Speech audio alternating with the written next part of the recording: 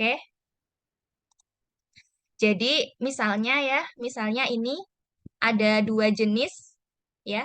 Ini ada atom klor di sebelah sini ya, sebelah kiri, kiri kedua, kemudian atom bromida, ini dari kiri nomor 3.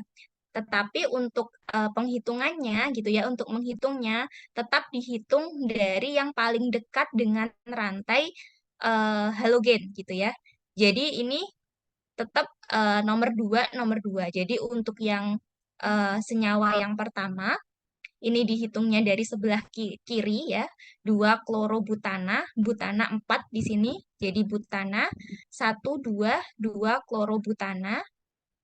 Kemudian yang sebelah sini, karena eh, apa namanya rantai rantai halogennya ini lebih dekat dengan yang sisi sebelah kanan, maka menghitungnya dimulainya nomor satunya dari sebelah kanan gitu ya.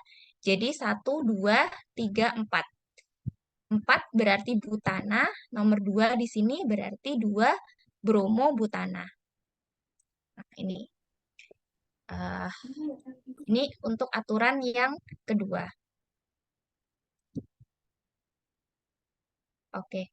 Kemudian untuk aturan yang ketiga, untuk penamaannya, yaitu nama halogen ditulis sebagai awalan dengan sebutan bromo, kloro, fluoro, iodo. Ini sebutannya. Jadi dia disebutkan sebagai awalnya, ya. Lalu kemudian jika terdapat lebih dari satu jenis atom halogen, misalnya contohnya seperti ini, ada klor, ada fluor, maka prioritas penomoran didasarkan pada kereaktifan atom halogennya, di mana urutan yang yaitu dalam urutan F, Cl, Br, dan I. Ya, jadi penomorannya itu didasarkan pada kereaktifannya. Akan tetapi penulisan namanya tetap berdasarkan abjad. Maksudnya gimana? Jadi di sini kan Cl sama F itu kan urutannya itu harus duluan F ya. Kereaktifannya itu F gitu ya. Maka nomor satunya itu bukan dari sebelah kiri, tapi dari sebelah kanan. Jadi eh, penomorannya itu berdasarkan kereaktifannya, yaitu urutannya F, Cl, Br, dan I. Jadi F itu didulukan gitu ya. Kalau ada F, kemudian Cl, Br, dan I. Di sini ada F dan Cl. Berarti yang didulukan yang F. Berarti penomorannya dari sebelah kanan. Ya, karena yang paling dekat dengan F adalah yang sebelah kanan. Jadi di sini 1, 2, 3, 4. Akan tetapi menamakannya gitu ya, penulisan namanya tetap berdasarkan abjad, yaitu di sini 3 kloro, 2 fluoro, butana. Ya, jadi urutan abjadnya bromo, kloro, fluoro, dan iodo. Jadi tetap kloronya didulukan. Jadi 3 kloro, 2 fluoro, butana. Untuk penulisan namanya. Nah, kemudian yang selanjutnya, jika terdapat 2 atau lebih atom halogen sejenis, maka nama dinyatakan dengan awalan di, tri, dan seterusnya. Awalan ini diabaikan dalam penentuan urutan penulisan atom halogen. Nah, jadi ini ada 2 ya, jadi 2, 3 ya. Di sini Cl dihitung nomor 1 karena Cl lebih dulu ya urutannya. Jadi 1, 2, 3, maka 2, 3 di bromo, 1 kloro propana.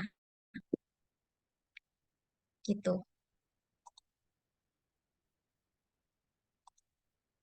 Oke. Bisa dipahami ya dari sini, teman-teman? Bisa. Oke. Oke, aman ya. Oke, baik. Nah, itu tadi penamaan dari em, versi IUPAC ya, dari versi IUPAC. sekarang penamaan dari trivial ini tidak banyak ya. Jadi penamaan dari trivialnya dilakukan dengan yaitu gugus alkilnya terlebih dahulu, baru halidanya. Jadi kebalikan ya, kebalikan dari yang IUPAC. Kalau IUPAC tadi kan halidanya terlebih dahulu yang disebutkan. Tapi kalau trivial itu alkilnya terlebih dahulu ya. Misalnya ini etil klorida di sini misalnya, atau di sini isopropil bromida gitu ya. Saya contohnya seperti ini. Nah, berarti nama trivialnya dia dua kan, dua di sini etil, etil bromida gitu. Ini contoh penamaan dari trivial gitu.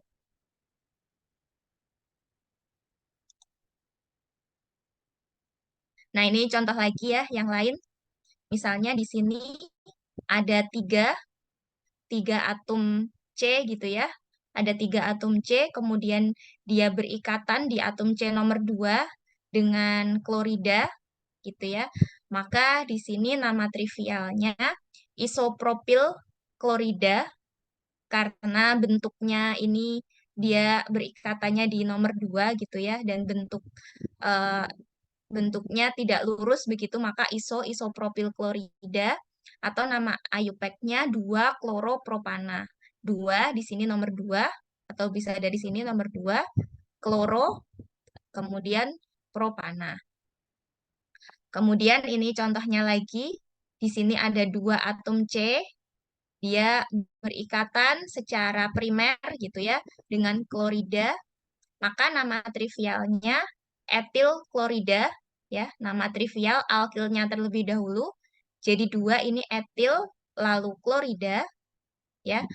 Nah, nama IUPAC-nya yaitu satu kloroetana atau bisa langsung kloroetana. Ini contoh lagi ya, satu dua nama IUPAC-nya satu dua dikloroetana gitu ya. Dan beberapa contoh yang lain. Nah, nanti teman-teman bisa untuk mencari beberapa banyak ya contoh-contoh latihan soal yang menamakan alkil halida ini gitu ya berdasarkan nama IUPAC atau trivialnya. Nanti teman-teman bisa untuk coba mengerjakan begitu. Nah, ini bagaimana digunakan gitu.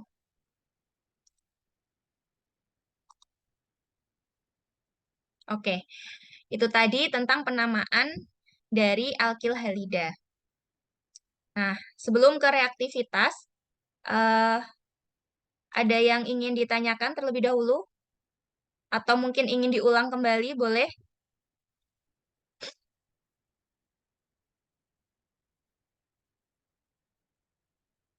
Belum ya? Oke, siap. Oke, kalau belum, saya lanjutkan.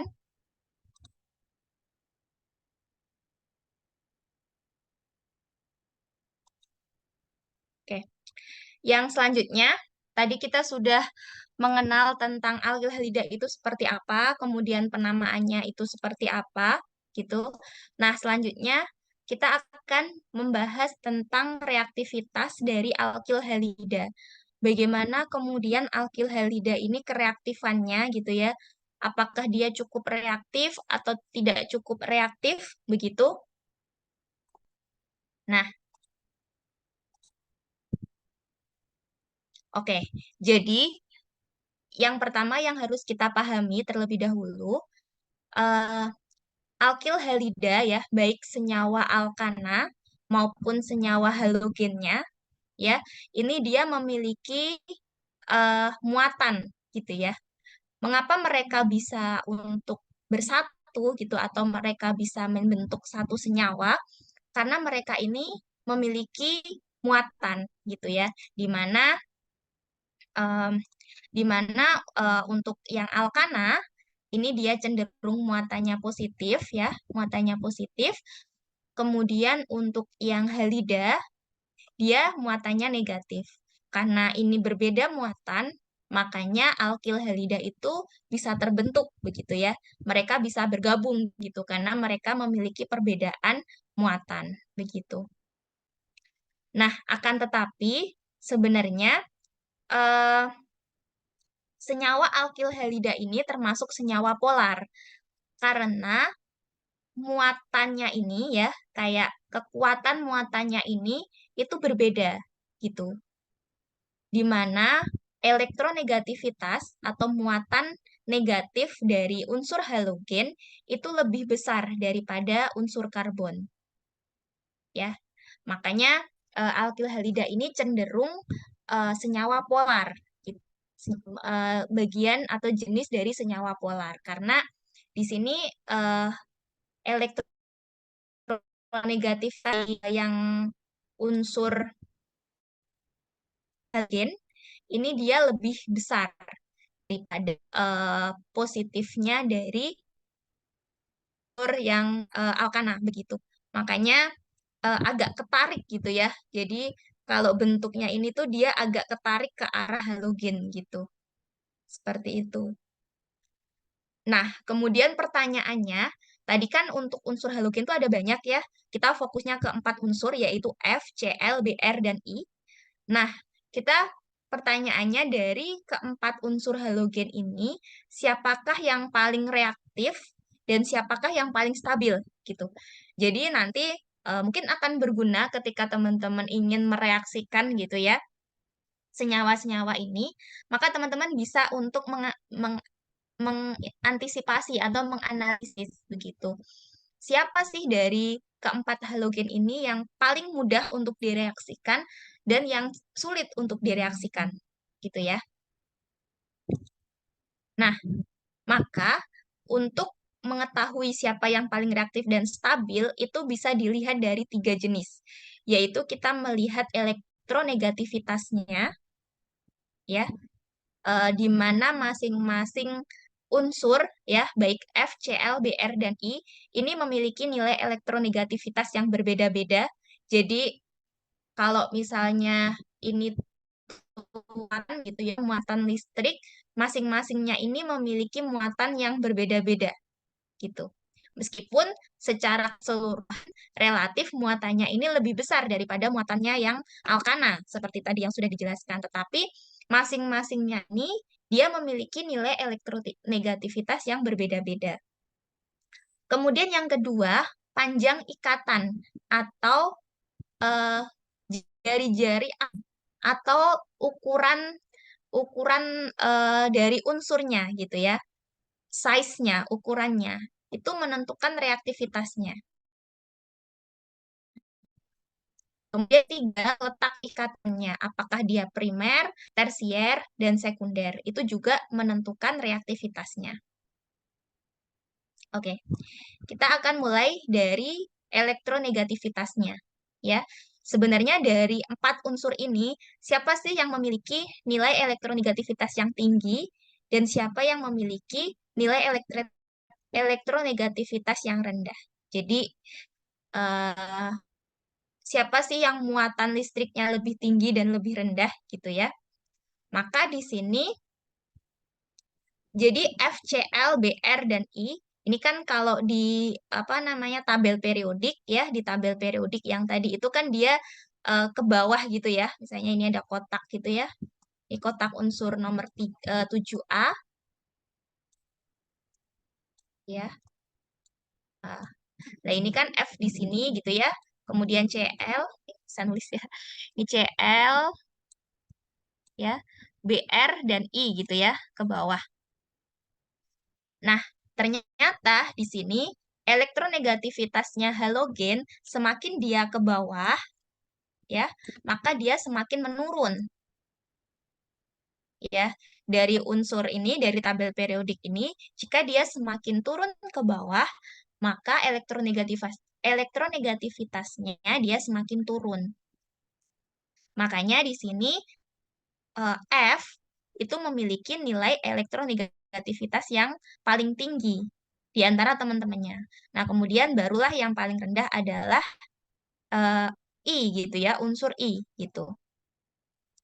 Nah, makanya di sini kalau kita bisa melihat gitu ya. Nah, ini E-nya elektronegativitasnya yang tertinggi di, di, digambarkan dengan bentuk ininya ya.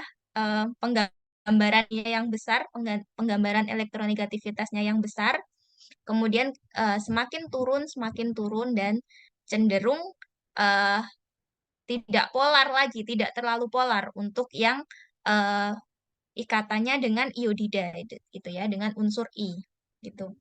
Jadi F ini memiliki nilai elektronegativitas yang tertinggi dan I ini memiliki nilai elektronegativitas yang terendah. Itu ya. Ini bisa dilihat dari simbol yang ada di sini. Nah, semakin tinggi nilai elektronegativitasnya, maka energi yang diperlukan untuk memotong ikatan tersebut pasti semakin besar gitu. Karena ikatannya semakin kuat kalau elektronegativitasnya semakin tinggi. Akibatnya apa? Berarti dia cenderung tidak reaktif. Karena maksud dari reaktif itu adalah kemudahan dia untuk dipotong ikatannya, kemudian dilakukan ikatan dengan unsur lain. Itu reaktif ya. Kemudahan untuk bereaksi. Maksud bereaksi itu kan ketika dia mampu melepas ikatan awalnya, kemudian dia bereaksi dengan ikatan lain yang datang misalnya. Nah, jadi kalau elektronegativitasnya semakin tinggi, maka dia ikatannya semakin kuat. Maka reaktivitasnya dia akan semakin rendah atau dia cenderung stabil. Maka di sini unsur HF itu dia cenderung lebih stabil daripada unsur HI. Jadi semakin ke bawah dia reaktivitasnya dia semakin tinggi ya atau semakin reaktif. Paling atas ini paling tidak reaktif atau paling stabil, paling bawah dia paling reaktif. Begitu. Ini berdasarkan elektronegativitasnya. Nah, ini. Jadi ini bond energi atau energi yang ada di dalam ikatan-ikatan ini, gitu ya. Jadi kita lihat energi pada ikatan CF, dia memiliki strongest bond. Jadi dia ikatannya itu paling tinggi. Ikatannya itu paling besar ya, paling besar. Energinya itu dia paling besar. Maka untuk memutus ikatan ini gitu ya, untuk mereaksikan ikatan ini butuh energi yang paling besar itu di antara ikatan-ikatan yang lain gitu. Jadi semakin ke bawah energinya ini semakin kecil. Nah, inilah bukti bahwa elektronegativitas itu menentukan reaktivitasnya gitu ya. Nah, ini 467, kalau ke CI ini 228 gitu, hampir separuhnya. Jadi CI ini weakest. Jadi dia terlemah gitu ya, ikatannya terlemah. Jadi dia berarti yang paling reaktif, paling mudah untuk direaksikan. Gitu. Yang kedua yaitu panjang ikatan. Ya. Jadi tadi berdasarkan elektronegativitasnya yang pertama, yang kedua itu berdasarkan panjang ikatan atau disebut bond length. Ya. Nah, bond length ini tuh adalah jarak ya, jarak antara dua inti nukleus pada dua atom yang berikatan. Ya. Jadi ini contohnya misalnya ada atom H2 ya, H2 ya. Nah, ini kan ikatan H dengan H. Maka jarak antara mulai dari inti atom H menuju inti atom H yang lain, maka ini disebut bond length atau panjang ikatan. Maka eh, satuannya satuannya biasa disatukan dengan pikometer atau angstrom ya, satuannya untuk panjangnya itu. Nah, kemudian semakin berkaitan erat, bond length pasti berkaitan erat dengan ukuran atom. Karena semakin besar ukuran, maka jaraknya ini pasti akan semakin panjang, ya. Misalnya, yang satu ukurannya sekian gitu ya, kemudian yang satu itu ya sekian gitu ya. Maka kan kalau menghitung dari sini ke sini, pasti dia lebih panjang daripada yang ukurannya kecil-kecil misalnya kan. Nah, ini pasti dia lebih pendek. Jadi, panjang ikatan ini erat kaitannya juga dengan ukuran atom. Nanti kita akan bahas siapa sih yang ukuran atomnya paling besar dan siapa yang ukuran atomnya paling kecil. Gitu. Tapi bagaimana kemudian untuk panjang ikatan ini berkaitan dengan reaktivitas? Maka pastilah ketika jarak itu semakin panjang, maka energi pada ikatan itu dia semakin kecil. Maka artinya dia lebih reaktif. Ya, analoginya ini mungkin bisa dibuat analogi ya. Jadi ada sebuah keluarga gitu ya. Nah, di sini pasti yang ikatannya itu terkuat adalah yang ikatan ikatannya itu paling pendek atau jaraknya itu paling pendek. Misalnya dari anak ke ayah gitu ya misalnya. Tetapi kemudian ketika dari ayah ke cucu misalnya ya, ini dia lebih lebih jauh gitu ya ikatannya. Atau misalnya dari cucu misalnya antar keponakan misalnya itu kan lebih jauh daripada hubungan antar eh, ayah dan anak gitu. Maka ketika hubungannya lebih jauh, maka artinya atau panjangnya ini lebih jauh, maka artinya dia tidak terlalu kuat ya ikatannya gitu. Jadi semakin panjang jaraknya, maka dia akan lemah ikatannya. Semakin panjang jarak antar atom, maka dia ikatannya akan lemah. Artinya dia lebih mudah reaktif atau dia lebih mudah untuk putus dan kemudian dia bergabung dengan senyawa yang lain gitu. Oke. Kemudian nah bagaimana siapakah sebenarnya yang eh, jaraknya terpanjang? Tadi kan jarak itu berkaitan dengan ukuran dari senyawa gitu. Semakin besar ukurannya, maka jaraknya akan semakin panjang, ya kan ya? Atau ketika semakin besar radiusnya atau jari-jarinya, maka jaraknya akan semakin panjang. Nah, di sini ada satu peraturan gitu ya pada tabel periodik di mana ketika dari kiri ke kanan, maka jarak jari-jari atomnya gitu ya, jari-jari atomnya jari-jari atomnya ya dari sini ke sini, dia akan menurun. Tetapi ketika dia dari atas ke bawah, maka jari-jarinya ini akan meningkat ya, increases meningkat, naik begitu. Nah, kita akan fokus ke yang atom periode 7A ya, yang atom halogen di sini, maka kita fokus dari atas ke bawah. Maka semakin dia ke bawah, maka radiusnya semakin naik. Berarti yang paling besar itu adalah yang I, yang paling bawah. Yang paling kecil adalah yang F. Nah, makanya ini berarti menguatkan eh, yang pertama tadi ya, menguatkan yang elektronegativitasnya. Ternyata atom F ini selain elektronegativitasnya tinggi, dia itu juga panjang ikatannya atau bond length-nya ini kecil gitu ya, small atau pendek begitu karena dia ukurannya paling kecil gitu. Sehingga dia cenderung lebih stabil atau tidak reaktif. Kemudian semakin ke bawah jaraknya atau ukuran atomnya dia semakin besar. Maka atom iodida ini merupakan atom yang memiliki bond length atau panjang ikatan yang terpanjang ya. Karena dia ukurannya paling besar gitu. Maka tadi kalau misalnya jaraknya semakin jauh berarti ikatannya tidak kuat gitu ya. Kayak tadi di silsilah keluarga tadi, kayak hubungan kekerabatannya kalau dia semakin jauh biasanya udah nggak terlalu kuat tuh gitu kan. Biasanya ketemunya mungkin pas Lebaran saja gitu ya. Misalnya kalau hubungan kekerabatannya agak jauh gitu ya. Oh, paling setahun sekali doang ketemunya gitu. Jarang-jarang komunikasi, nggak terlalu kuat gitu. Beda dengan yang hubungannya atau yang jaraknya itu dekat. Maka setiap hari ketemu, setiap hari ngobrol gitu ya, pasti lebih kuat ikatannya. Gitu. Maka di sini,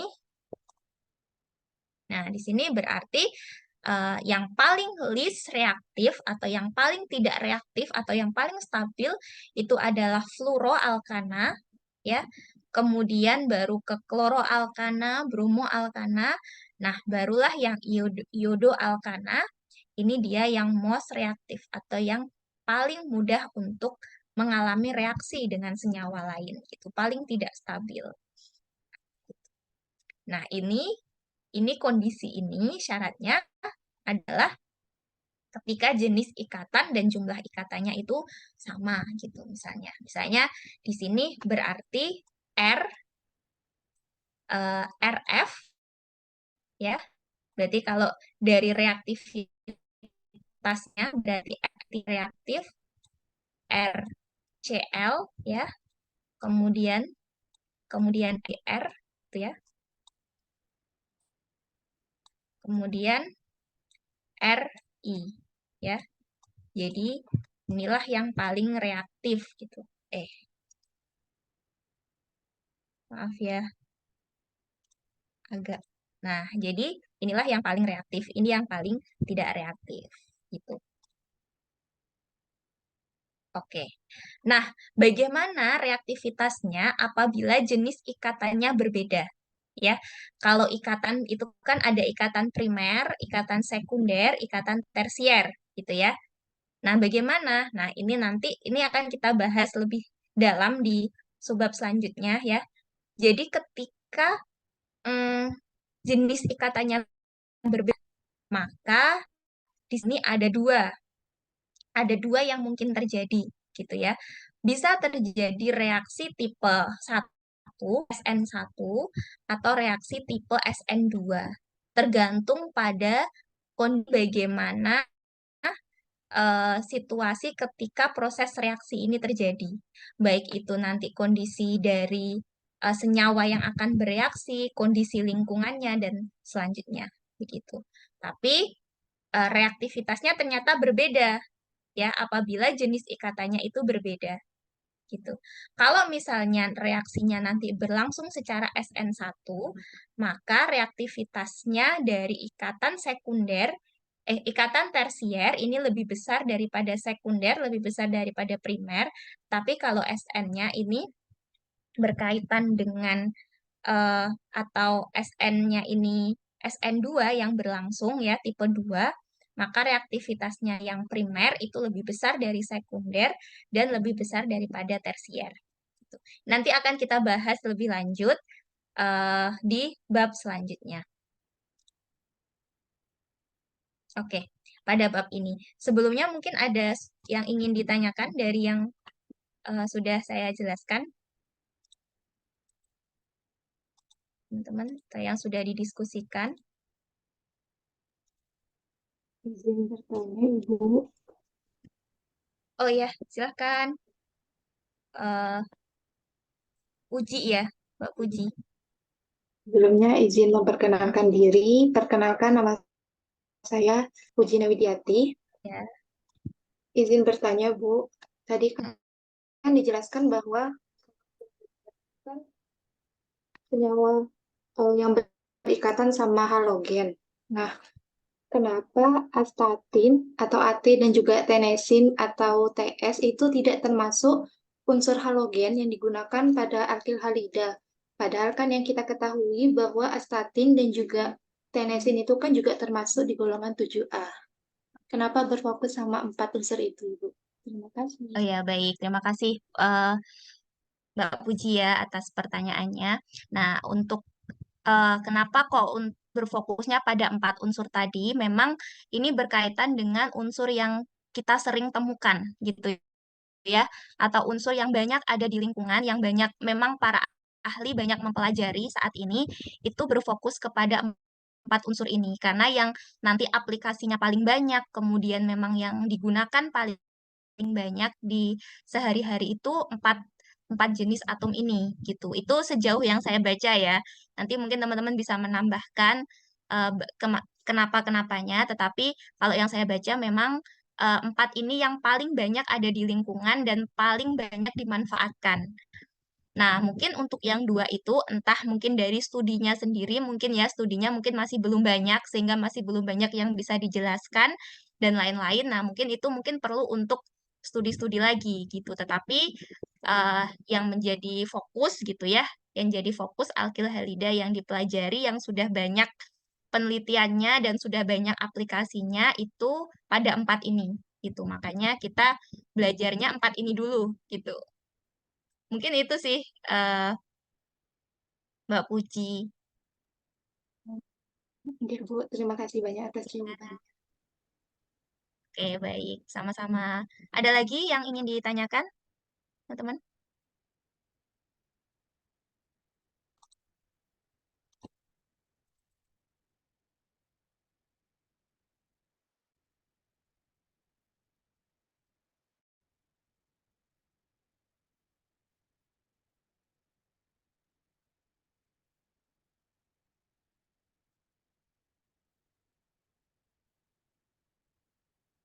Belum ada ya? Oke. Permisi Bu, Oh apa ya, boleh bertanya? boleh-boleh dong. Apakah suara saya jelas? Jelas, jelas. Permisi mau izin tanya, meneruskan pertanyaan dari Newi tadi, kan ada dua unsur yang jarang dipakai untuk alkil halida ini. Mm-mm. Apakah di kemudian hari itu dua unsur ini bisa digunakan sesering dengan empat unsur yang telah banyak digunakan itu? Terus faktor apa sih yang bikin dua unsur ini bisa masuk dan bisa sering digunakan ke depannya di pembelajaran atau mungkin di penelitian-penelitian berikutnya gitu. Apa yang harus dicari dari dua unsur ini gitu. Oke, Terima baik. kasih. Oke, baik. Terima kasih ya pertanyaannya. Oke, jadi apakah di kemudian hari bisa untuk dua unsur ini dipelajari juga? Sangat bisa ya, sangat bisa untuk dipelajari lebih lanjut gitu ya. Tergantung, jadi kan ketika kita, mungkin setiap unsur itu kan ditemukannya itu berbeda-beda ya, dan setiap unsur itu pasti memiliki karakteristik yang berbeda-beda begitu. Makanya kita tidak bisa secara kalau misalnya penelitiannya yang setelah ditemukan itu masih belum belum lengkap gitu, kita tidak serta-merta, tidak boleh serta-merta langsung mempelajari tanpa ada basis riset yang kuat gitu ya. Maka mungkin di kemudian hari kalau misalnya banyak ilmuwan yang mempelajari dua unsur ini lebih lanjut gitu ya, kemudian menemukan fakta-fakta baru, nah mungkin bisa juga nanti masuk dalam yang kita pelajari saat ini gitu, alkil halida yang kita pelajari saat ini gitu. Tapi memang eh, pada saat ini yang masih banyak ditemukan gitu dan masih yang paling banyak untuk dimanfaatkan. Nanti kita akan belajar sebenarnya alkil halida ini ada pada produk apa saja gitu ya. Sebenarnya kita mempelajari ini tuh sebenarnya nanti berguna ketika kita membuat produk apa saja gitu ya. Misalnya contohnya produk-produk pemadam kebakaran, produk-produk insektisida. Nah, seperti itu ya beberapa contoh nanti alkil halida pemanfaatannya. Nah, untuk yang saat ini sudah dimanfaatkan, memang ketika diteliti gitu, memang masih memanfaatkan 4 jenis yang tadi gitu. Makanya kita fokusnya ke situ dulu. Tetapi kalau misalnya unsur yang dua tadi itu diteliti lebih lanjut, kemudian mungkin dicoba untuk direaksikan dan lain-lain ya untuk penelitian-penelitian selanjutnya. Nah, itu bisa saja nanti akan masuk dalam pembahasan kita itu. Mungkin saja juga dari segi ini juga mungkin ya. Ini saya juga mungkin bisa perlu membaca lagi ya, mungkin bisa dikonfirmasi lagi. Mungkin unsurnya itu juga berkaitan dengan apakah unsur itu mudah atau sulit ditemukan. Itu juga bisa mempengaruhi ya tentang eh, apa ya, tentang kecepatan dari kita penelitian atau kecepatan dari penemuan-penemuan tentang unsur itu. Kalau misalnya nanti mungkin bisa dikonfirmasi ya apakah unsur AT dan unsur TS ini termasuk unsur yang masih sulit ditemukan di alam atau seperti apa. Nah, kalau misalnya memang masih sulit, itu kan berarti memang akhirnya menghambat ya dari identifikasi unsur-unsur itu gitu. Sehingga ketika kita ingin pelajarinya juga harus masih menunggu dulu gitu ya, masih menunggu dulu. Memang yang paling banyak ditemukan dan dimanfaatkan yaitu yang 4 unsur yang tadi sudah kita bahas. Gitu mungkin Hilmi. Hilmi ya tadi ya. Iya, Terima kasih banyak Bu jawabannya. Jadi kalau semisal nanti di kemudian hari unsur ini bisa dikembangkan lebih baik, bisa jadi dua unsur ini bisa menjadi alternatif untuk menggantikan empat unsur yang sering digunakan itu. Iya. Begitukah? Jika punya karakteristik yang sama gitu. Bisa jadi alternatif atau mungkin juga bisa jadi produk lain juga gitu. Karena kan ketika kita misalnya mereaksikan alkana tertentu dengan unsur tertentu mungkin sifatnya berbeda ya. Kalau sifatnya sama, misalnya sifatnya ini sama, ini bisa jadi alternatif. Misalnya dia lebih murah atau kalau alternatif kan memang dicarinya mungkin yang lebih murah atau yang lebih mudah gitu ya, bisa jadi alternatif. Tetapi kalau misalnya ketika direaksikan itu memiliki karakteristik yang beda gitu ya, misalnya dia eh, apa misalnya ya, kalau yang sudah itu kan bisa memadamkan api. Nah, ini misalnya bisa untuk memadamkan apa yang lain gitu misalnya ya. Nah, ini mungkin bisa menjadi produk baru. Jadi alkana dengan unsur yang baru ini mungkin bisa menjadi produk baru yang manfaatnya itu baru. Bisa juga seperti itu. Baik, terima kasih. Jadi antara nanti bisa jadi alternatif atau bisa dibuat inovasi ke depannya untuk Mm-mm. industri-industri gitu. Baik, Iya, terima kasih banyak betul. Bu jawabannya. Iya, sama-sama. Ada lagi? Izin bertanya lagi, Bu. Oh, oke, silahkan. Izin masuk. Tadi kan Hmm, dijelasin cara untuk menentukan reaktivitas. Salah satunya kan dengan elektronegativitas sama panjang ikatannya ya, Bu. Nah, iya, jika unsur itu misalnya jaraknya itu panjang, jadi kan ikatannya kan semakin kecil dan dia kan lebih reaktif. Tetapi eh, tingkat elektronegativitasnya itu rendah, sehingga reaktivitasnya itu kan semakin tinggi ya Bu ya. Nah itu kan kayak kayak kebalikan gitu. Nah untuk kita nentuin yang lebih reaktifnya itu kita urutin dari elektronegativitasnya dulu, baru ke panjang ikatan atau bebas atau seperti apa Ibu? oke, Atau baik. kita dahulukan yang mana dulu? Terima kasih. Iya, baik. Terima kasih. Tadi panggilannya Newi ya, bukan Puji ya. Ibu Eh, Newi. oke, Newi ya. Oke, baik. Terima kasih. Sebenarnya kalau kita melihat tadi ya, mempelajari lebih lanjut ya, dua hal itu antara elektronegativitas dan panjang ikatan itu sebenarnya saling mendukung, bukan bertolak belakang, saling mendukung. Kenapa? Misalnya tadi unsur F ya. Unsur F itu kan yang paling atas ya di tabel periodik ya, unsur fluor. Unsur fluor itu elektronegativitasnya paling tinggi. Sekaligus panjang ikatannya atau radius ya, jari-jari.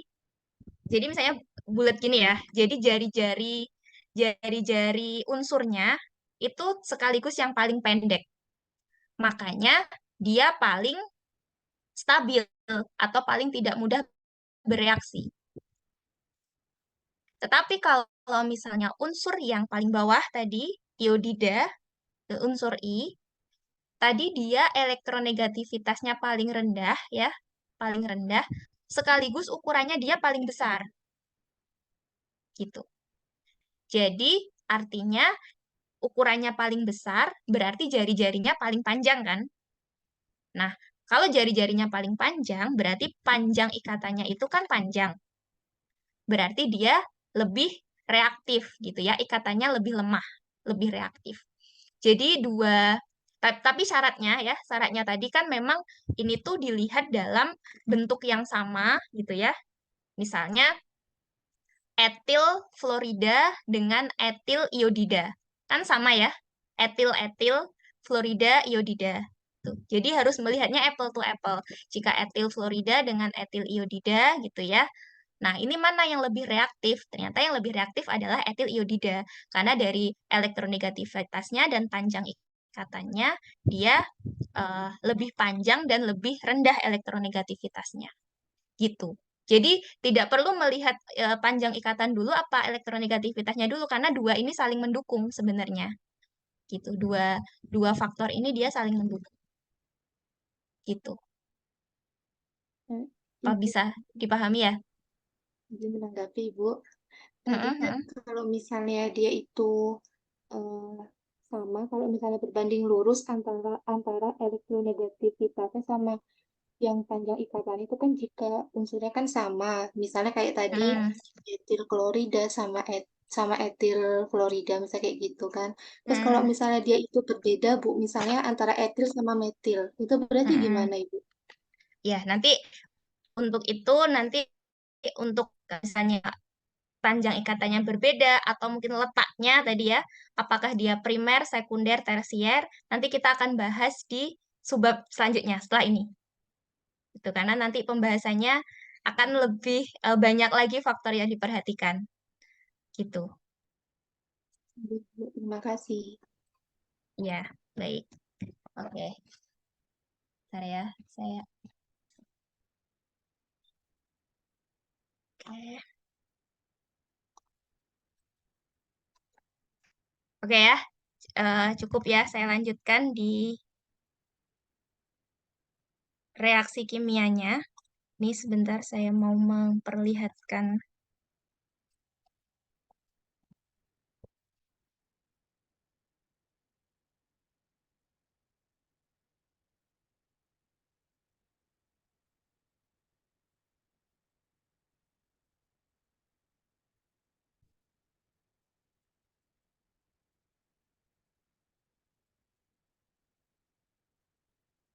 Hmm,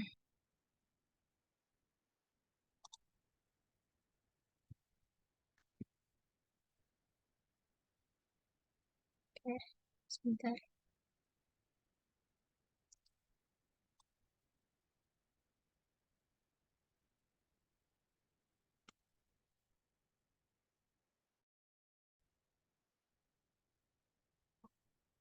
Nah, eh,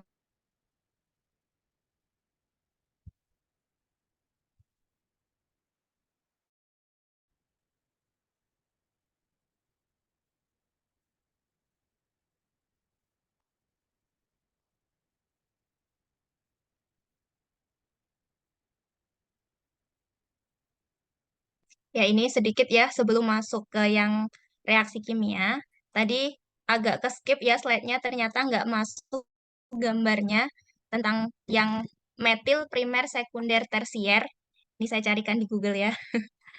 Jadi tadi belum masuk untuk gambarnya. Mungkin ini untuk refresh aja ya teman-teman ya bagi jenis alkil halida yang primer, sekunder, tersier dan metil ya di sini. Nah, kalau misalnya untuk atau metil dulu ya, metil ini adalah unsur yang hanya ada satu C ya, hanya ada satu C, kemudian dia berikatan dengan halida gitu ya, maka disebut metil gitu. Kalau primer, ikatan primer di sini dia C-nya ini dia berikatan selain dengan bromida, dia berikatan dengan satu atom C yang lain. Jadi primer ini minimal dua atom C, minimal ya. Ini bisa C-nya ini itu bisa juga, itu bisa juga. Nah, tapi yang kita lihat yang berikatannya dengan halida ini. Jadi C-nya ini selain dia berikatan dengan bromida, dia berikatan dengan C yang lain. Ini primer. Kalau sekunder berarti ikatan dengan bromida atau halida ya, halida apa saja ya, itu dia berikatan dengan dua atom C yang lain. Ya, ini maka dia sekunder. Nih, atom C yang pertama, kedua, ini bisa panjang ya. Ini nggak harus satu, ini bisa panjang. Tetapi yang kita fokusnya yang ke C yang berikatan dengan halidanya gitu ya. Jadi ini bisa dua. Nah, kalau tersier berarti selain berikatan dengan bromida, ketiga rantai C yang ini dia berikatan dengan atom C yang lain. Nah, ini perbedaan tadi ya haloalkana atau alkil halida berdasarkan letak dari unsur halidanya. Jadi bisa berbentuknya metil, primer, sekunder, dan tersier. Seperti itu. Oke, saya lanjutkan ke slide-nya.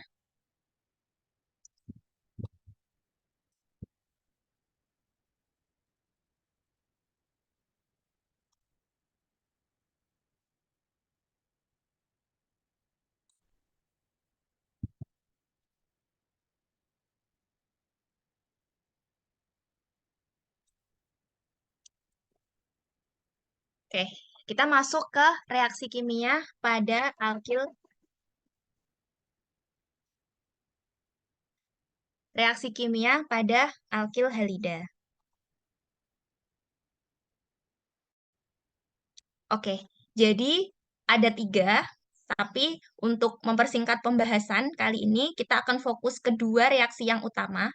Jadi eh, bagaimana sih alkil halida ini nanti akan bereaksi dengan unsur yang lain gitu ya.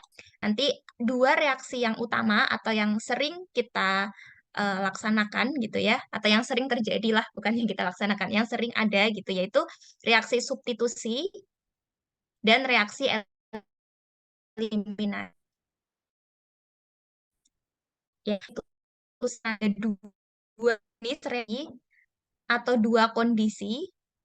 Jadi kadang itu dia bisa melakukan substitusi dengan jalan SN1 atau kadang bisa juga dengan cara SN2 itu nanti kita belajar. Eliminasi pun juga ada yang eliminasi 1 dan eliminasi seperti itu.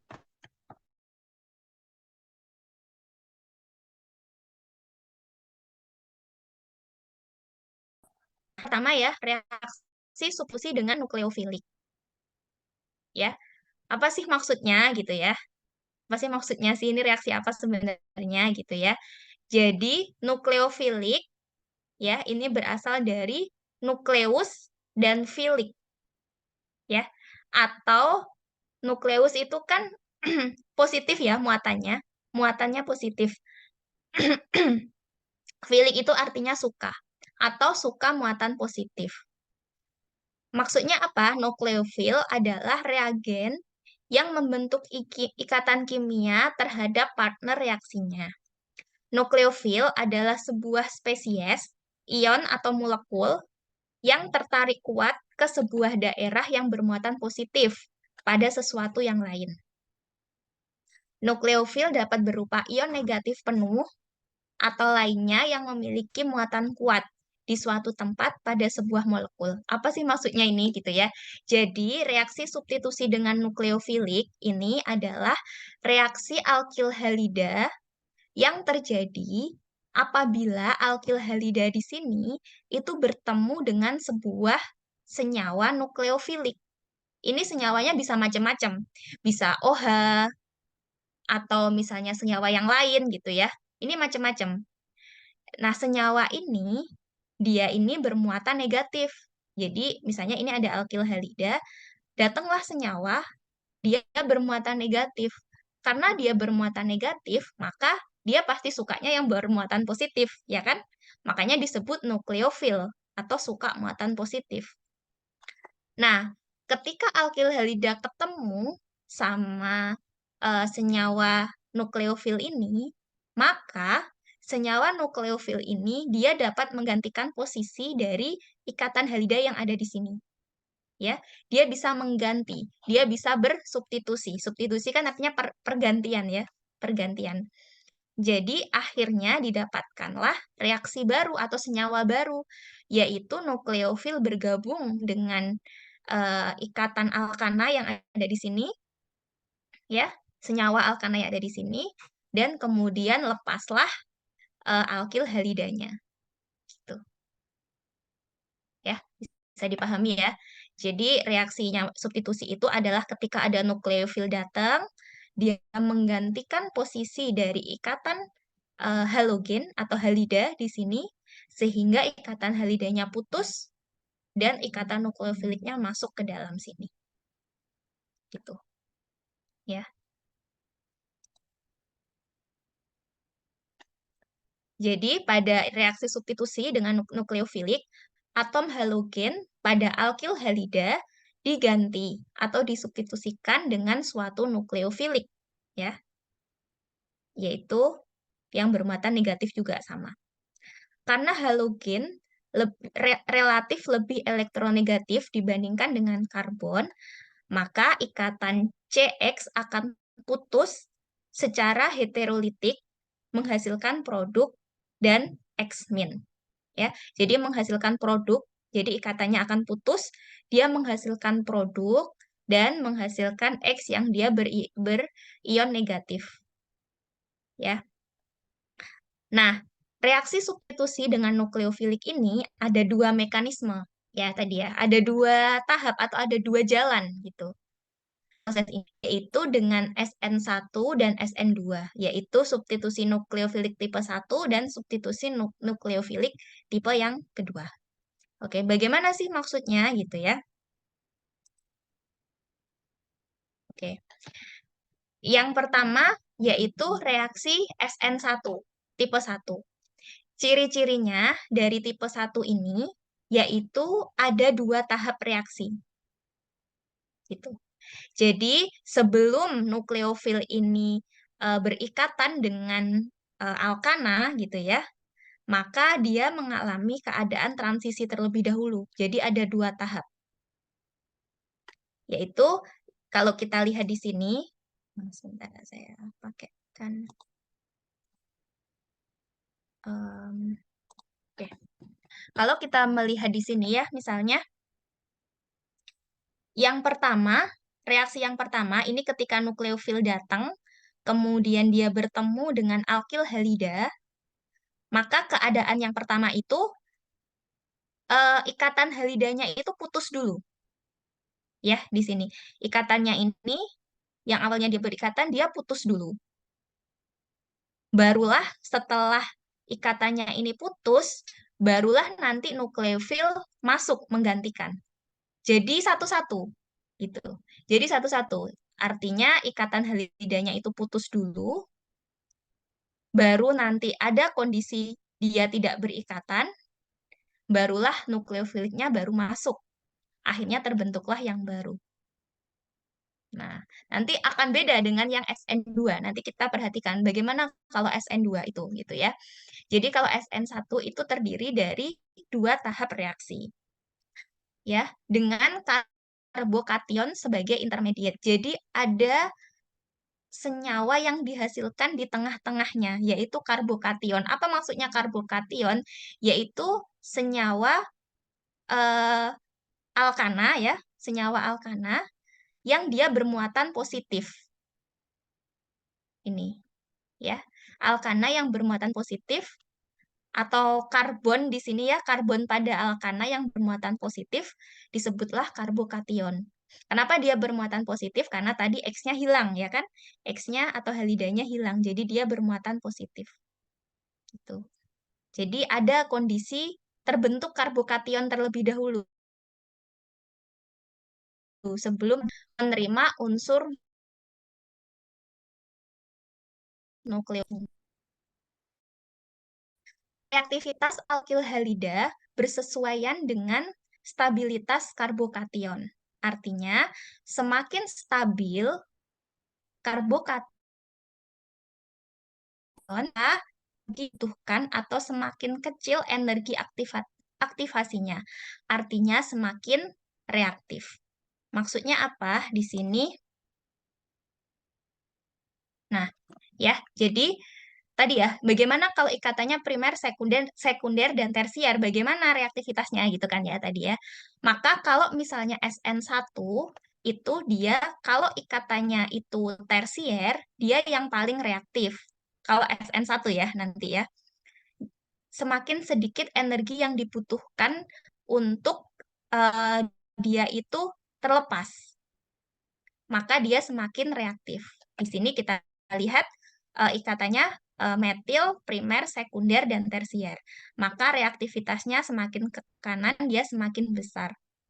Artinya, kalau misalnya yang berikatan itu berbentuknya tersier seperti ini, ya, berbentuk tersier seperti ini, maka BR ini tuh dia akan mudah lepas, digantikan yang baru. Jadi dia lebih reaktif daripada yang primer, yang unsurnya primer seperti ini, bentuknya primer atau sekunder. Seperti itu. Jadi, eh, yang perlu diingat kalau SN1 itu ada 2 tahap, dan reaktivitasnya yang tersier, atau 3 ini maksudnya tersier, lebih besar daripada sekunder, lebih besar daripada primer. Itu yang SN1. Oke, selanjutnya, bagaimana kalau SN2 gitu? Apa bedanya dengan SN1 gitu ya? SN2 itu cirinya itu hanya terdapat 1 tahap reaksi. Artinya apa? Reaksinya itu serentak, bareng gitu. Jadi nggak ada posisi ketika karbon di sini itu bermuatan positif atau karbokation itu tidak ada. Jadi bareng. Maksudnya apa? Bareng. Jadi X-nya ini lepas, berbarengan juga NU-nya itu masuk. Gitu. Kalau lihat di sini ya. Jadi NU-nya masuk, X-nya lepas. Langsung terbentuk NuCHH gitu ya. Terbentuklah reaksi yang baru gitu. Kalau yang SN1 tadi kan posisinya ada yang X-nya dulu lepas, baru NU-nya masuk. Jadi satu-satu. Kalau yang SN2 ini barengan.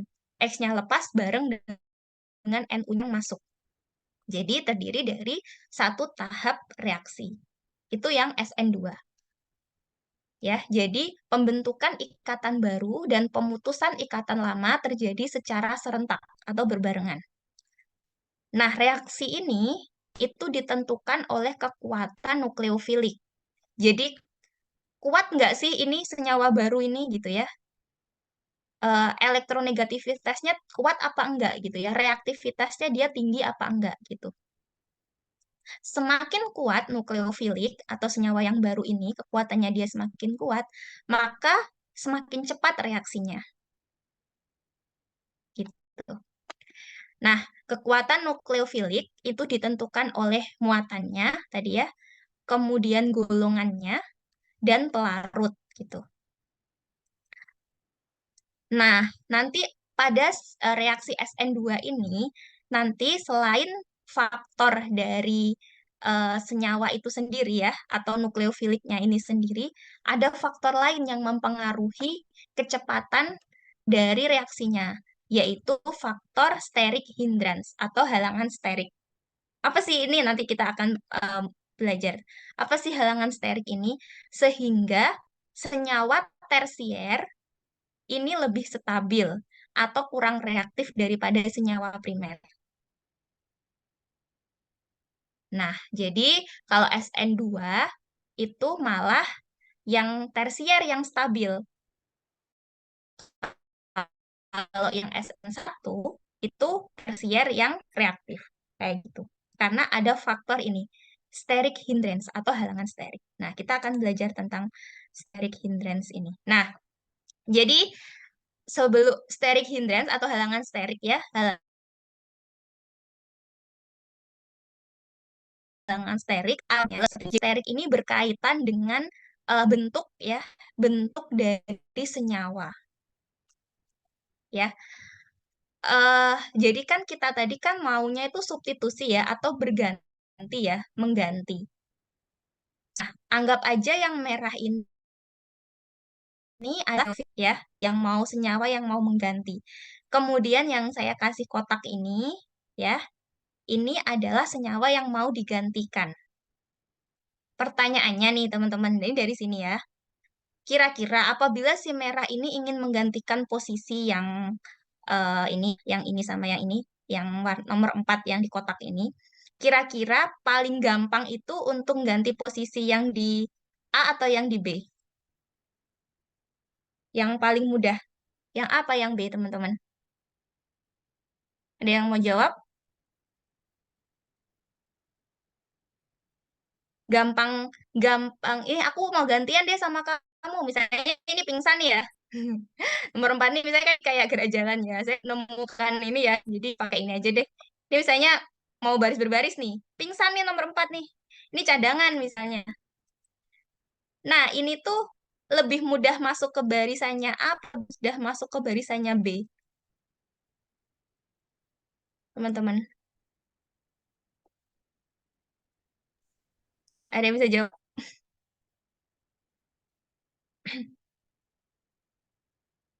B, Bu. Oke, kan? Apa yang B? Karena yang B ini relatif tidak ada halangan ya.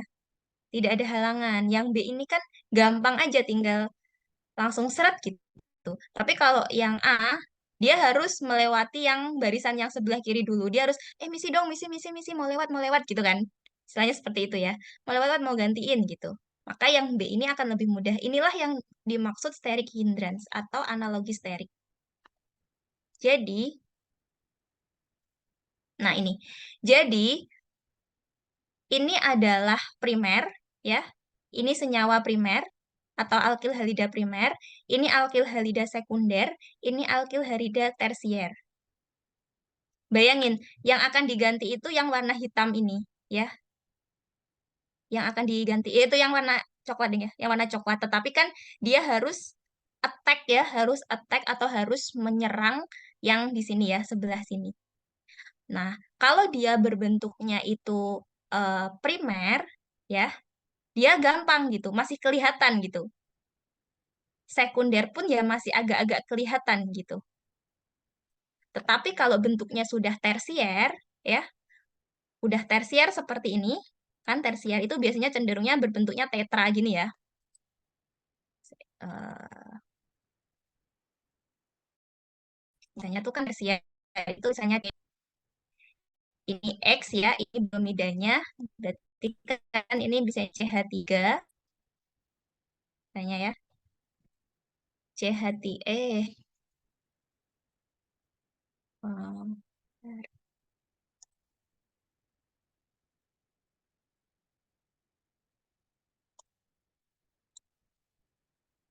CH3, CH3.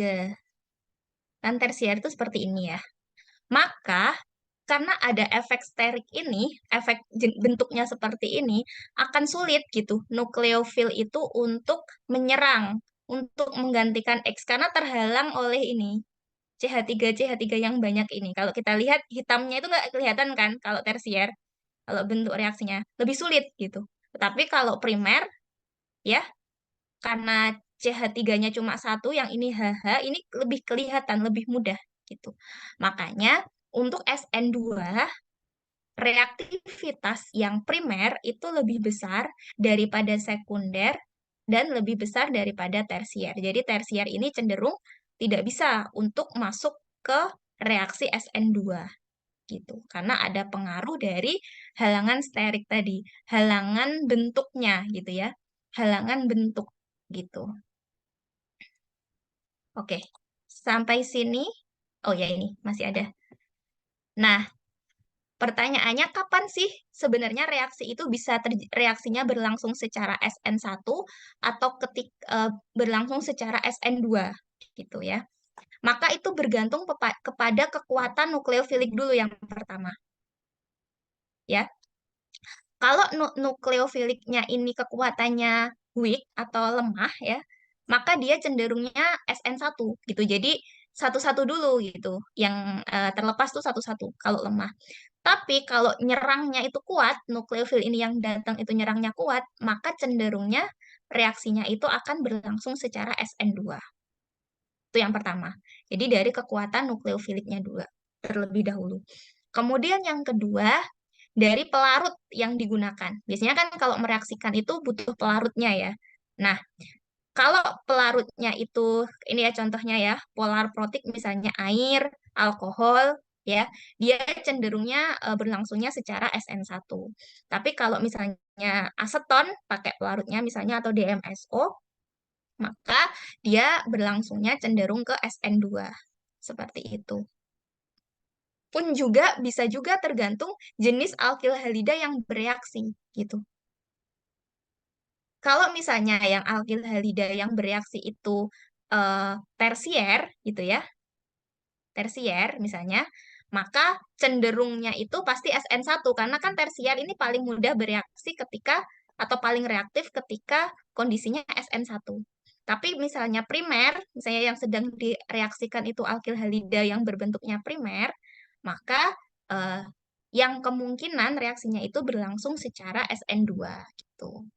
Nih, karena kan berbalik ya, dari fastest ke slowest-nya kalau SN terlebih dahulu, kalau SN2 yang primer terlebih dahulu. Seperti itu.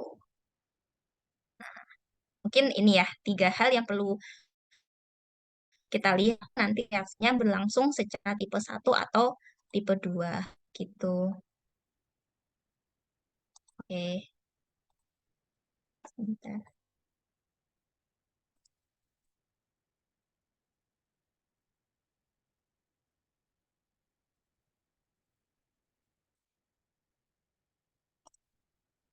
Oke, sampai sini dulu mungkin sebelum masuk ke reaksi yang kedua yaitu eliminasi. Ada yang mau ditanyakan tentang reaksi substitusi? Jadi tadi reaksi yang pertama yang terjadi pada alkil halida yaitu substitusi. Ada yang mau ditanyakan atau mungkin kurang jelas ya penjelasannya?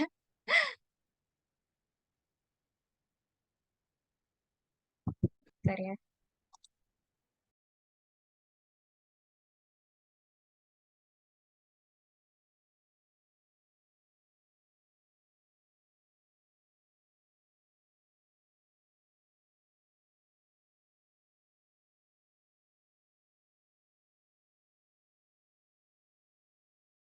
Belum ada ya?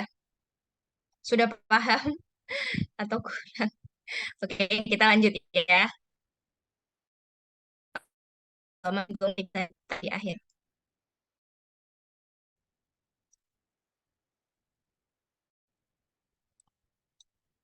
Oke, tadi yang pertama reaksi substitusi. Nah, yang kedua, reaksi yang kedua yang terjadi pada alkil halida itu adalah reaksi eliminasi. Apa itu reaksi eliminasi? Reaksi eliminasi itu syaratnya ada dua, terjadi reaksi eliminasi, yaitu ketika suatu alkil halida itu berada pada larutan basa dan kemudian ada panas. Jadi syarat syarat reaksi ini adalah ketika pelarutnya itu sifatnya basa, ya, atau nukleofiliknya ini basa dan ada panas ya, ada panasnya gitu. Nah, reaksi eliminasi ini ya ciri-cirinya ya menghasilkan ikatan rangkap. Jadi ciri dari reaksi eliminasi itu adalah nanti ketika ada basa yang masuk ke sini ya, dia selain dia memotong atau melepas ikatan yang X ini, ikatan halida, dia juga menghasilkan ikatan ganda gitu atau rantai ganda. Jadi cirinya eliminasi itu menghasilkan ikatan rangkap. Ya, alkil halida ya akan kehilangan satu atom hidrogen dan atom halogen. Ya, jadi kalau dari pada reaksi eliminasi ini ada dua yang hilang. Jadi nggak hanya atom halidanya saja ya, seperti substitusi tadi, tapi ada satu atom hidrogen juga yang hilang, gitu ya. Jadi ada satu atom hidrogen dan juga satu atom halogen. Makanya dinamakan dehidrohalogenasi, gitu ya. D itu hilang, hidro itu hidrogen, halogen itu halogen. Jadi hilangnya hidrogen dan halogen. Gitu ya. Dihidrohalogenasi. Nah, sama dengan reaksi substitusi, reaksi eliminasi ini juga ada dua tahap gitu atau dua jenis gitu. Bukan dua tahap, dua jenis, yaitu E1 dan E2. Oke, lanjut ya. Nah, sebenarnya mirip ya, serupa tapi tidak sama ya. Jadi kalau reaksi E1 itu terdiri dari dua tahap. Sama tadi SN1 juga dua tahap, E1 ini juga dua tahap. Tapi kalau pada reaksi eliminasi tahap yang pertama itu ion halida meninggalkan molekul sehingga terbentuk intermediate karbokation. Tahap yang kedua, basa mengikat H+ dari karbon yang bersebelahan dengan karbokation. dan membentuk ikatan rangkap. Ya, jadi kalau yang eliminasi yang pertama, ya ini ada basanya, ini ada basa, ya, kemudian ditambah ini dulu gitu ya. Maka yang pertama X-nya, halidanya ini hilang dulu. Hilang, terputus, sehingga jadilah satu ion karbokation, ya ini ion positif karbokation, dan satu ion halida. Ini tahap yang pertama. Kemudian tahap yang kedua, basa ini, dia nggak menggantikan di sini ya, nggak sama kayak substitusi tadi, tapi dia berikatan dengan atom H+ atau ion H+ yang bersebelahan dengan karbokation. Jadi tidak di sini, tapi di sini ya. Maka dapatlah senyawa baru yaitu BH, yaitu basa dan H, plus karena ini hilang, ini hilang, akhirnya dia membentuk ikatan rangkap. Ya. Karena di sininya udah hilang, di sini hilang, ini berikatan. Jadi dapatlah ikatan rangkapnya. Itu reaksi eliminasi yang E1. Nah, kalau reaksi yang E2, tadi sama ya, prinsipnya mirip. Kalau E2 berarti dia berbarengan gitu, serentak. Kalau E2 tadi serentak. Jadi lepasnya Br dan terbentuknya senyawa basa H, ya, basa dan H ini berlangsung secara serentak. Gitu. Jadi ini basanya, CH3O ini basanya, dia langsung mengenai ini, gitu ya. Dia langsung mengenai ini, Br-nya lepas, tuh. Akibatnya terbentuklah 3 jenis, ya. Jadi kalau eliminasi ada 3 yang terbentuk, yaitu ini basa OH ini ya, terus kemudian atau alkohol ya ini OH, kemudian senyawa yang baru, ini senyawa ikatan ganda yang baru, kemudian ada ion halida, ya ini. Ini terbentuk 3. Kalau yang E1 atau yang substitusi tadi kan cuma 2 yang terbentuk ya, tapi kalau ini ada 3. Jadi syaratnya basanya harus kuat dan reaksinya berlangsung serentak. Itu yang reaksi E2. Gitu. Nah, ini. Jadi kesimpulannya, reaksi kimia pada alkil halida itu yang utama ada 2 jenis, yaitu substitusi dan eliminasi. Ya. Jadi, ini awalnya ini adalah alkil halida bereaksi pada satu senyawa. Kalau substitusi, ya ini nukleofil ya, substitusi, Y-nya ini langsung masuk ke sini ya, menggantikan X. Kalau eliminasi, Y-nya ini dia akan berikatan dengan salah satu H di sini, sehingga menjadi HY, kemudian X-nya lepas, dan ada ikatan ganda baru yang terbentuk. Ini adalah eliminasi. Membentuk ikatan ganda. Gitu.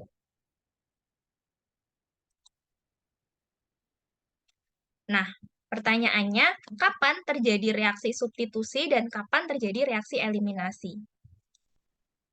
Ya, yang pertama, kekuatan nukleofil menentukan kecenderungan reaksi. Nukleofil kuat atau basa kuat cenderung bereaksi melalui mekanisme bimolekuler atau SN2 atau E2 gitu. Kemudian yang kedua, halida primer. Nah, kalau halidanya ini berbentuknya primer, biasanya mengalami reaksi yang SN2, substitusi yang kedua gitu ya, jenis yang kedua kalau halidanya primer karena dia lebih reaktif ya kan kalau primer untuk SN2-nya. Nah, kalau tersier ini bisa mengalami 3 jenis, bisa SN1, E1 atau E2. Tetapi tersier dia nggak bisa mengalami SN2 karena tadi ada halangan sterik tadi. Begitu. Nah, pada temperatur yang tinggi, suhu yang tinggi, alkil halida biasanya cenderung mengalami reaksi eliminasi. Ya, jadi kalau misalnya kita menyaksikannya pada suhu yang tinggi, ini kerap yang terjadi adalah eliminasi, gitu. Baik itu E1 ataupun E2. Nah, Ini jam berapa? 5.14 ya. Oke, sampai sini ada yang mau ditanyakan terkait reaksi pada alkil halida. Bisa ditangkap ya? Atau mungkin ada yang mau ditanyakan lagi?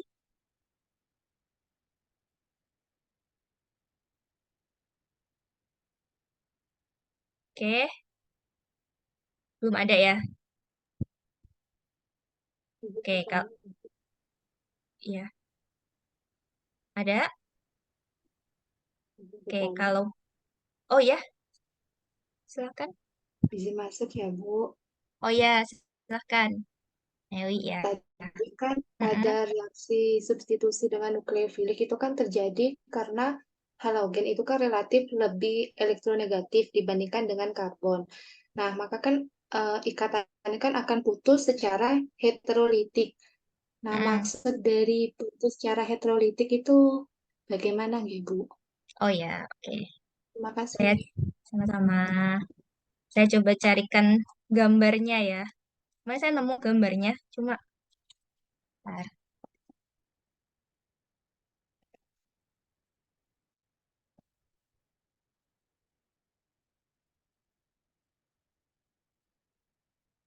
Nah,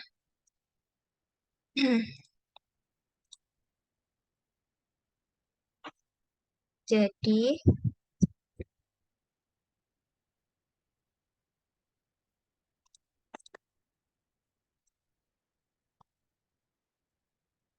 nah ini. Jadi pemutusan ikatan, semoga bisa kelihatannya. Pemutusan ikatan itu ada dua jenis, yaitu homolitik dan heterolitik. Ciri dari heterolitik itu adalah ketika muatannya ini dipotong, itu masing-masing memiliki ion. Ini heterolitik. Karena kan sebenarnya ketika berikatan ya, ketika dua senyawa berikatan, ini kan sebenarnya saling sharing ion ya. Jadi misalnya nih, ikatan apa ya, yang gampang itu misalnya ikatan H2 lah misalnya. Eh, enggak, apa ya? Oh, ikatan OH misalnya. Ikatan OH2, H2O ya. H2O misalnya.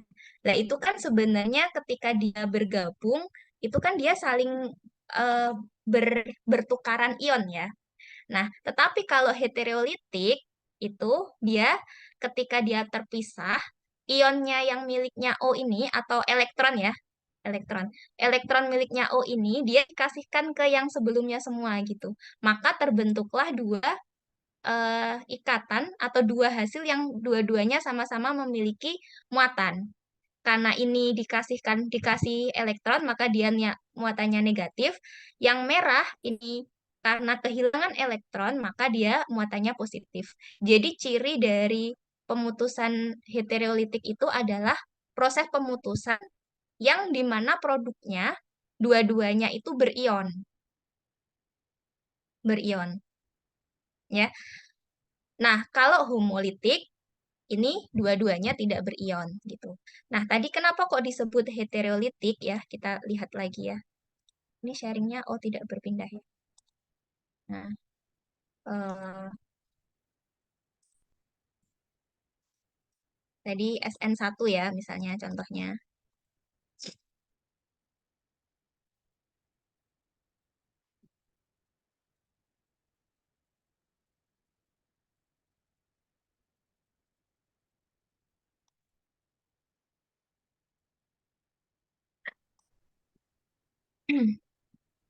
Nah,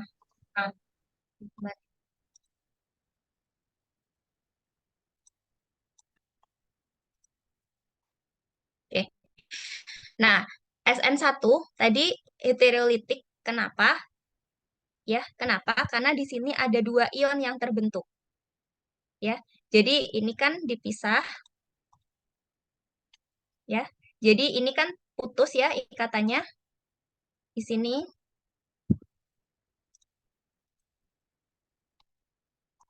Di sini putus ya. Nah, dua ion kan. Jadi di sini ada ion negatif, di sini ada ion positif. ya. Maka inilah yang disebut heterolitik. Pemutusan heterolitik. Ada dua ion yang terbentuk ketika dia diputus. Satu positif, satu negatif. Gitu. Mungkin itu ya penjelasannya. Berarti konsepnya itu sama kayak tanda panah penuh sama yang separuh gitu ya, Bu. Kalau yang penuh kan Gimana? untuk Maaf, berarti, suaranya kurang keras. Dikerasin coba. berarti konsepnya itu sama kayak Mm-mm. anak panah. Misalnya kalau dia penuh itu kan dua elektronnya dikasih, yang separuh itu kan cuma satu elektronnya saja dikasih. Seperti itu, Ibu. Iya, iya. Kalau misalnya akhirnya muatannya ini berbeda gini ya, berarti kan elektronnya, ini kan sebenarnya awalnya C sama X ini kan eh, apa sharing elektron ya, sharing elektron. Nah, ini elektronnya ini berarti dia diambil oleh X, jadi X-nya ini jadi negatif, C-nya ini dia kehilangan elektron gitu. Jadi dia muatannya menjadi positif kayak gitu. Itu heterolitik.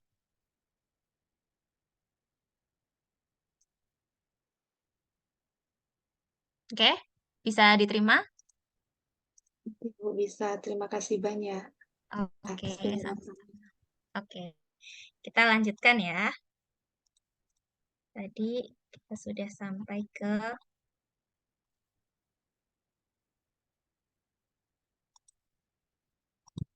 Oke, sekarang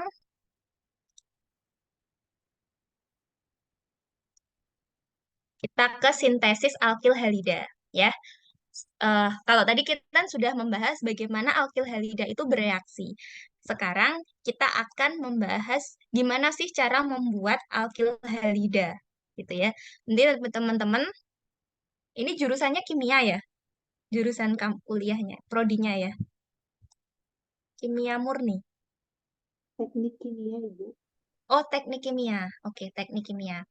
Nah, mungkin nanti teman-teman ya apakah nanti bisa gitu ya teman-teman melakukan penelitian, misalnya teman-teman ingin membuat alkil halida, gimana sih cara pembuatan alkil halida itu gitu ya?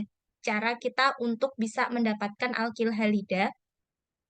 Nah, sintesis alkil halida di sini itu ada tiga caranya ya, yaitu yang pertama itu kita melakukan halogenasi alkana ya. Jadi yang pertama itu dengan menggunakan alkana, yang kedua itu alkena, lalu yang kedua itu dengan menggunakan alkohol. Nah, kita coba satu-satu ya. Nah, halogenasi alkana ya. Ini sebenarnya hampir mirip ya, serupa tapi tidak sama ya dengan reaksi substitusi tadi, tapi ini bedanya itu membuat alkil halida yang baru ya, membuat alkil halida. Nah, reagenasi alkana itu adalah reaksi antara alkana dan halogen. Jadi kita kalau mau membuat alkil halida kita siapkan dulu alkana ya, bebas mau alkana apa saja gitu ya. Kemudian kita juga siapkan unsur kloridanya atau unsur halogennya. Ini contohnya klorida, unsur halogen. Kemudian agar reaksi ini berjalan itu harus ada sinar matahari dan suhu panas untuk memulai reaksi. Ya. Reaksi ini nggak akan berjalan kalau nggak ada cahaya matahari atau suhu sekitar di sini 400 derajat. Jadi harus panas sekali suhunya untuk mereaksikan. Nah, pada reaksi halogenasi alkana itu akan ada tiga tahap yang terjadi, yaitu tahap inisiasi, propagasi, dan terminasi. Nah, pertama adalah apa yang terjadi pada tahap inisiasi, yaitu cahaya matahari ya atau panas ya 4 derajat ini dia akan menghasilkan energi yang bisa memotong ikatan di halogen dalam hal ini contohnya di klorida menjadi dua unsur klorida radikal. Nah, inilah fungsi dari UV light or heat ya atau panas yang ditambahkan. Fungsinya yaitu dia akan memecah Cl2 di sini menjadi dua unsur klorin yang radikal. Maksud karena dia kehilangan satu elektron ya masing-masing. Nah, ini. Nah, dia adalah klorin yang radikal. Ini tahap yang pertama.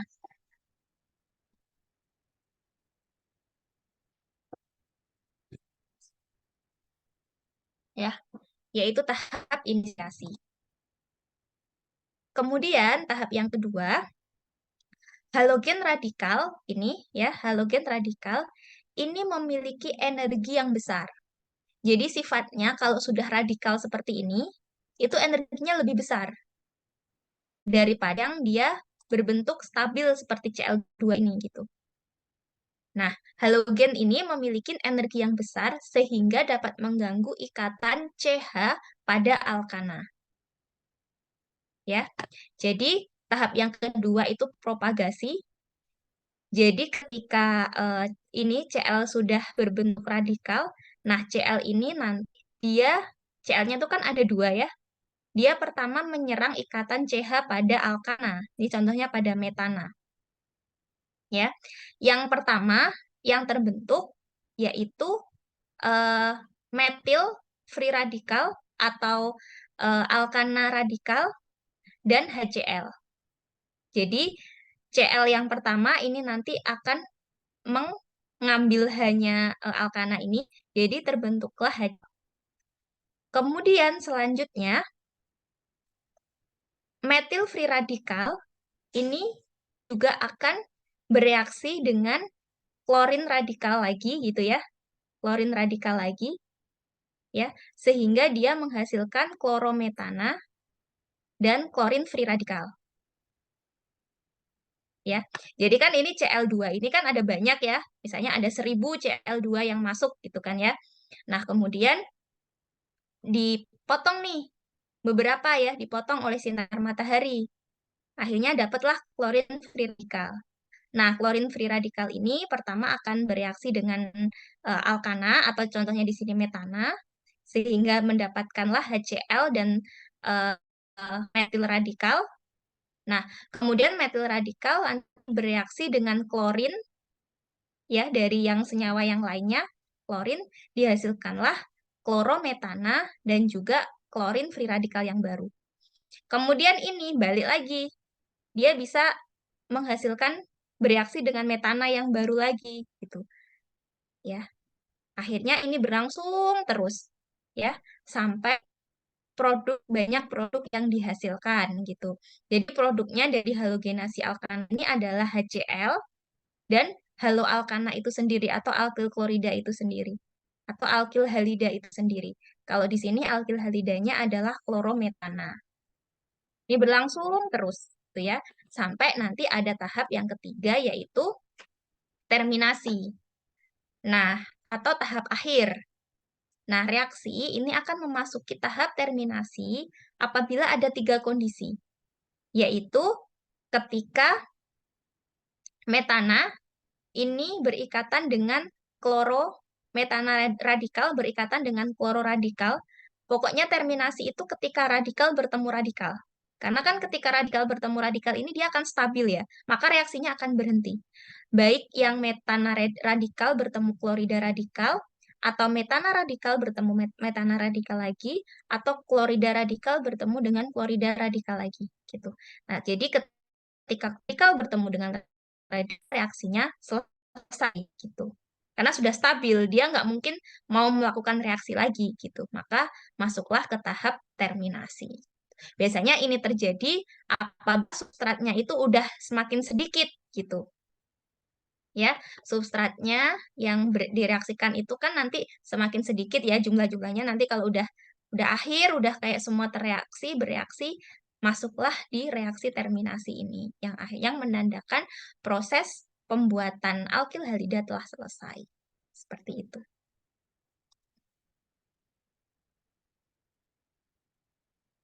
Oke, itu tadi halogenasi alkana.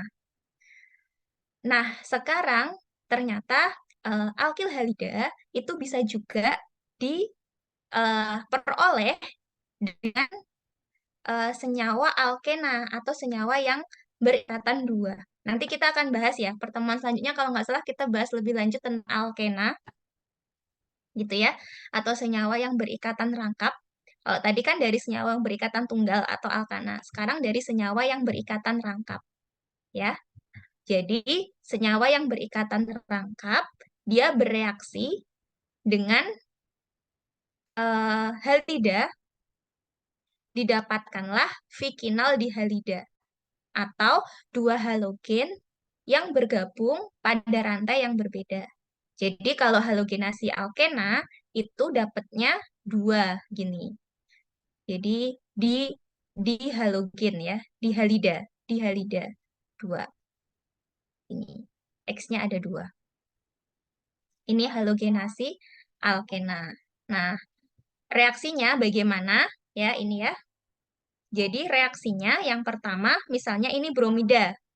Bromida ya, yang akan direaksikan dengan alkena. Maka, reaksi yang pertama, bromida di sini akan putus dulu ikatannya. Kemudian satu ion bromida ini akan berikatan dengan satu C. Ya, jadi didapatkanlah reaksi seperti ini, ya.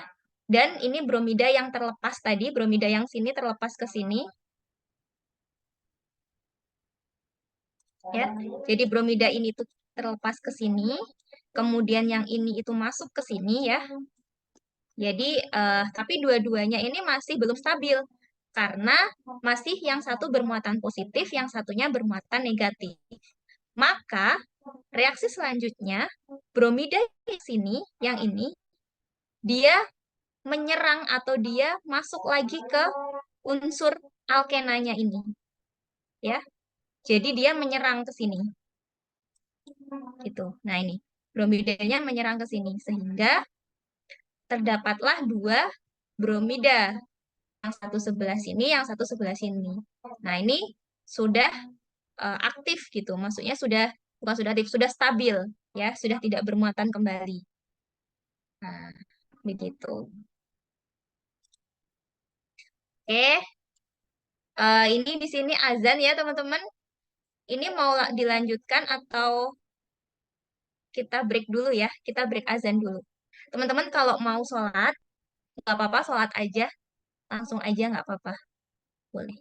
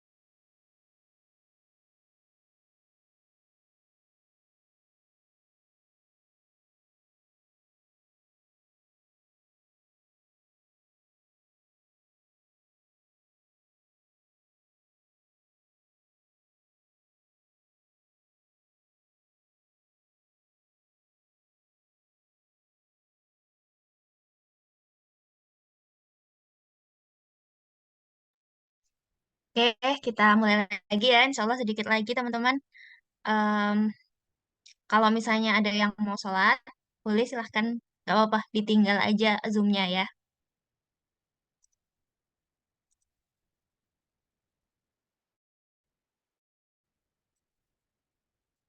Oke, kita lanjutkan. Sintesis alkil halida. Tadi yang pertama, kita sudah membahas bahwa alkil halida bisa disintesis dari alkana, bisa juga disintesis dari alkena, dan ternyata bisa juga disintesis dari alkohol. Ya, jadi alkohol pada dasarnya adalah senyawa yang relatif stabil atau less reaktif pada dasarnya. Ia baru akan reaktif apabila diberikan asam yang kuat. Asam dalam bentuk asam halida atau HX jika bereaksi dengan alkohol dapat menghasilkan, ini bukan asam klorida ya, dapat menghasilkan alkil halida yang baru. Jadi syaratnya untuk mengkonversi alkohol menjadi alkil halida adalah harus direaksikan dengan asam halida yang kuat, ya, asam yang kuat untuk agar alkohol ini menjadi mudah untuk bereaksi, gitu ya. Agar menjadi, karena kalau nggak dengan asam yang kuat, dia alkohol ini cenderung dia stabil gitu. Jadi nggak bisa nanti untuk diubah menjadi alkil halida. Maka harus direaksikan dengan asam yang kuat, yang berasal dari halida, asam halida. Contohnya HBr, HCl, HI gitu. Jadi bereaksinya bukan kayak tadi ya. Kalau tadi kan sama Cl2, Br2 gitu. Kalau ini langsung HCl atau HBr, HI dan lain-lain. Kayak gitu. Nah,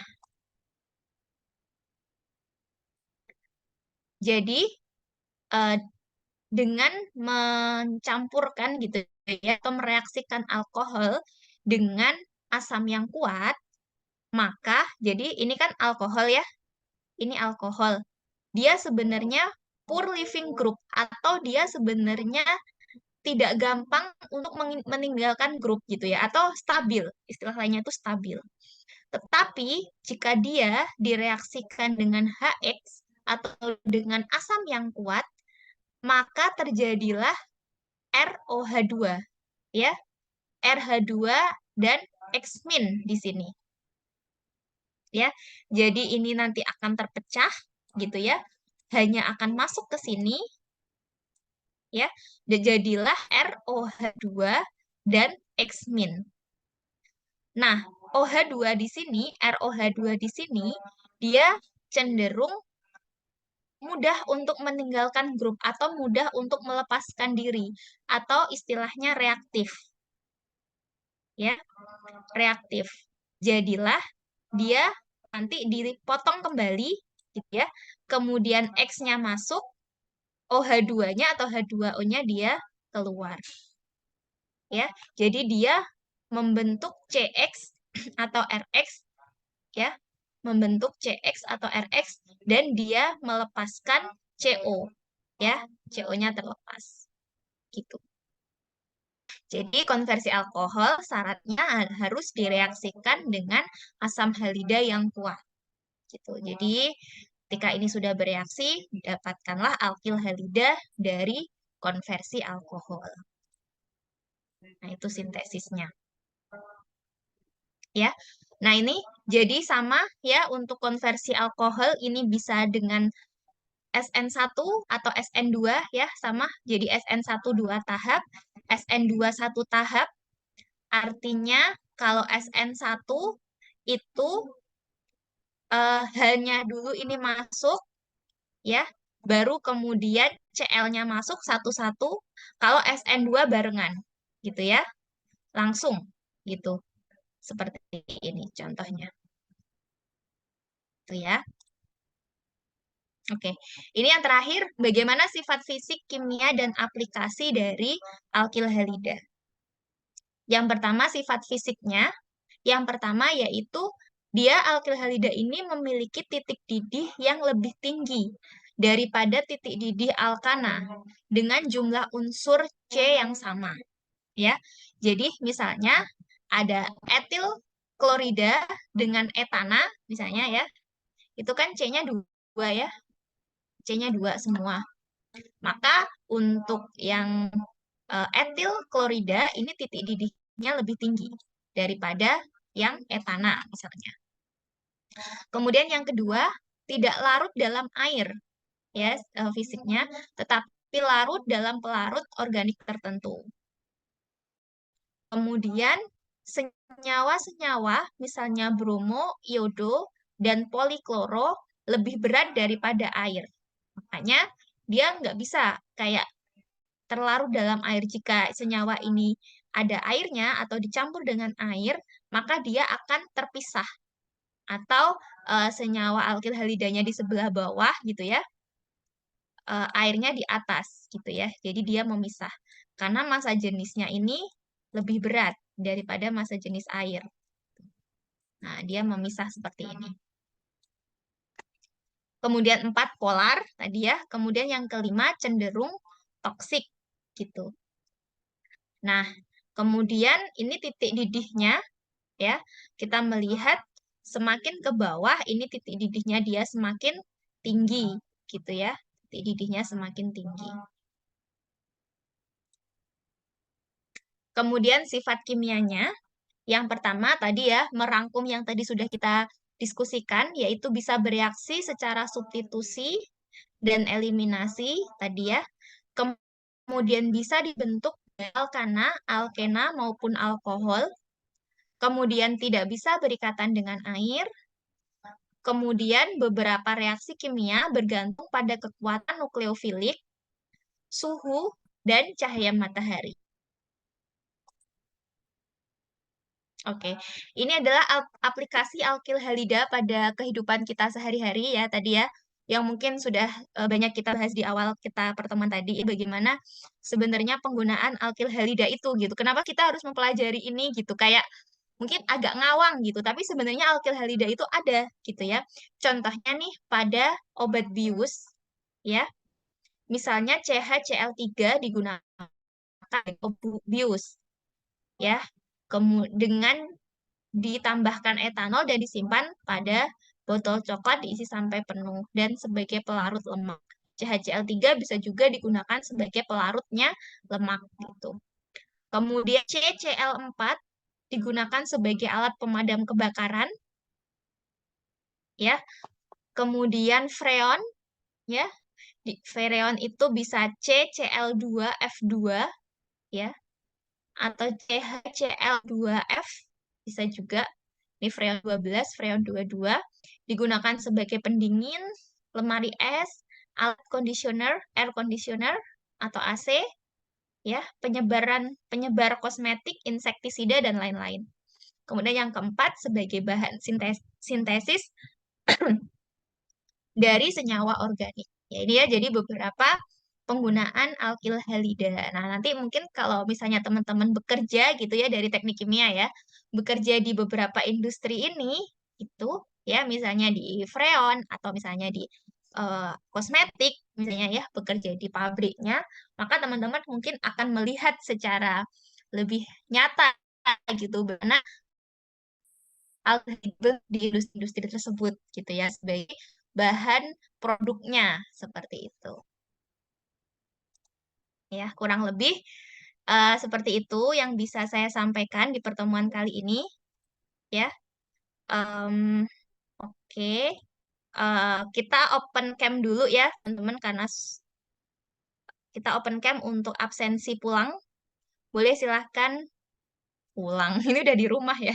Absensi selesai ya, selesai pertemuan. Boleh silahkan di open kameranya. Sambil open cam, sambil jika ada pertanyaan, satu aja mungkin ya, karena waktunya juga sudah eh, waktu maghrib, ada yang ingin bertanya boleh. Silahkan sambil open cam ya.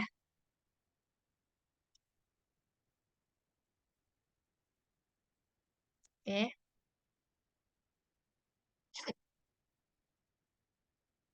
oke, silahkan yang lain. Oke, jika ada pertanyaan boleh ya. Muhammad Naufal, Aprilia, Hilmi, Siti, silahkan semua. Bisa open cam ya. Nah, dibuat laporan. Oke. Tadi bisa menangkap atau masih meraba-raba? Ini semester berapa ya, BTW? Pada semester berapa ini? Semester Semester 3. 3, Ibu.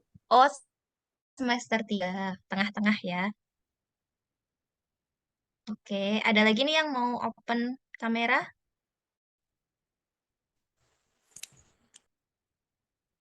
Hilmi, Hilman, ada Hilmi, ada Hilman, ada Merlina, Galuh. Oke, mungkin lagi sholat ya. Oke, yaudah, seadanya saja kita foto terlebih dahulu. 1, 2, 3. Oke, terima kasih semuanya sudah join di weekend kali ini. Insya Allah kita ketemu lagi. Mm-mm. Kita ketemu lagi minggu depan ya. Minggu depan insya Allah masih di hari Sabtu. Mohon maaf ya, karena jadwal Seninnya masih ada yang pakai. Nah, mungkin setelah minggu depan kita bisa balik ke jadwal awal ya, yang hari Senin. Gitu.